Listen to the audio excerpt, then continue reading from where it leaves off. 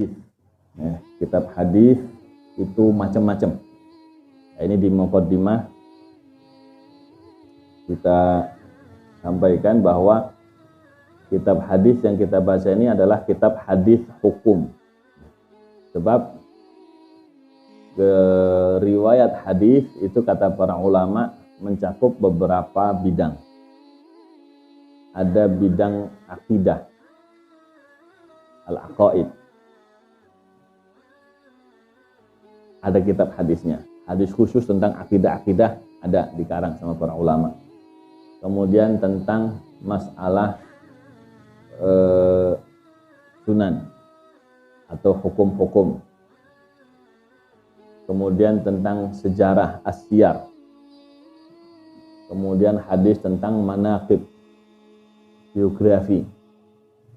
Kemudian kitab hadis tentang tafsir. Ya, khusus tafsir ayat ini, surat ini. Ya. Kemudian tentang fadail. Hadis khusus tentang fadilah tempat, fadilah waktu, fadilah orang. Di situ apa fadilahnya Mekah, apa fadilahnya Madinah, apa fadilahnya bulan Ramadan, apa fadilahnya ini, apa fadilahnya surat-surat tertentu. Itu dikumpulkan namanya kitab Al-Fadail. Hadis-hadis tentang fadilah-fadilah. Fadilahnya orang, fadilahnya Sayyidina Abu Bakar, fadilahnya Sayyidina Umar, Sayyidah Khadijah, Sayyidah Fatimah, apa saja itu tentang apa? Fadail. Nah, ada yang tentang sunan wa syama'il, ada yang tentang hukum.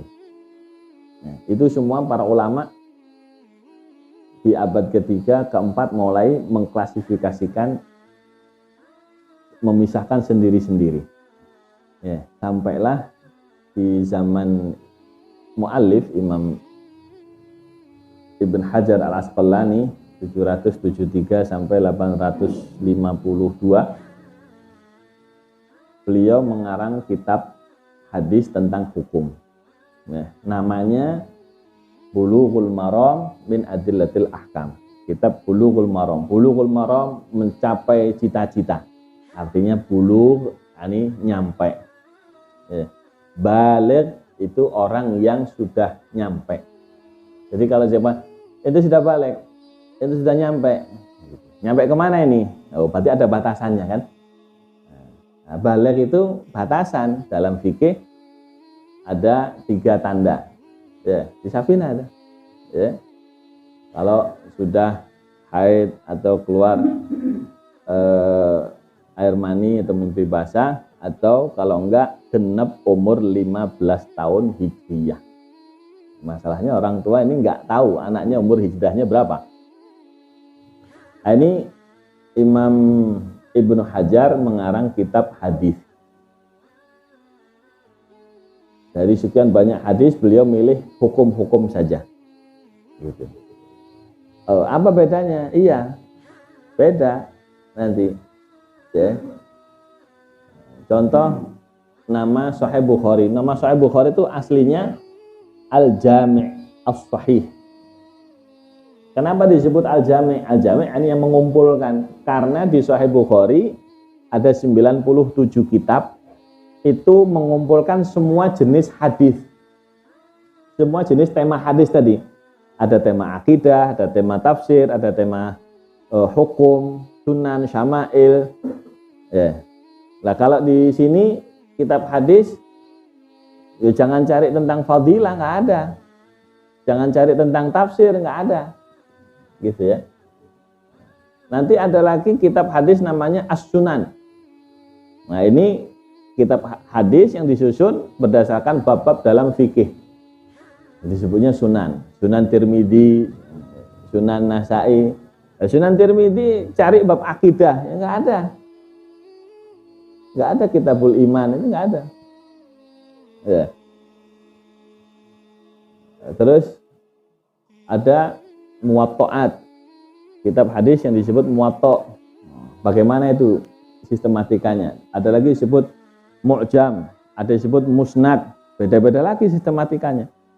Nah, ini ulama kita itu pakai sistematika, pakai ini. Lah kok umat Islam ini asal ngajinya. Nggak ada sistematikanya.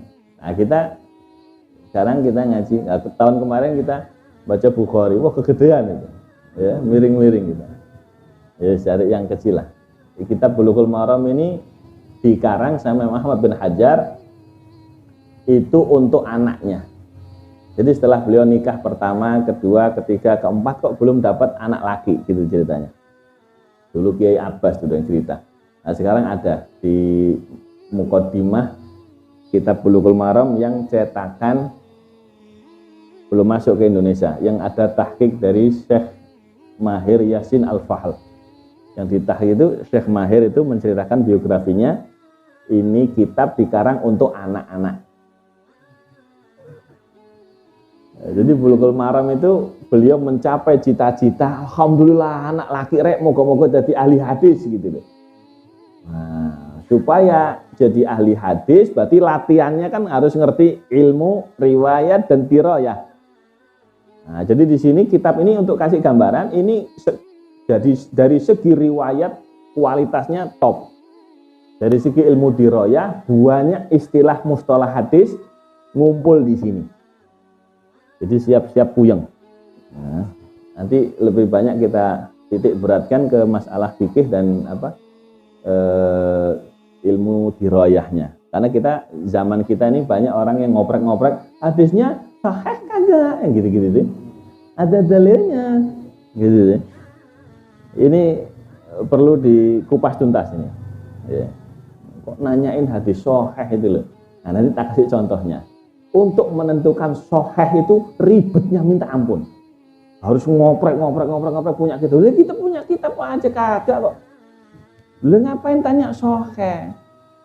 Ya, bukan bidangnya. Orang belajar aja enggak kok. Ya. Bukan bidangnya. Terus pokoknya kita apa kata ulama kita terima. Ya. Nah, itu pun zaman sekarang harus dicek and recheck lagi karena sekarang zaman dagang. Nyetak kitab itu asal cetak gitu aja.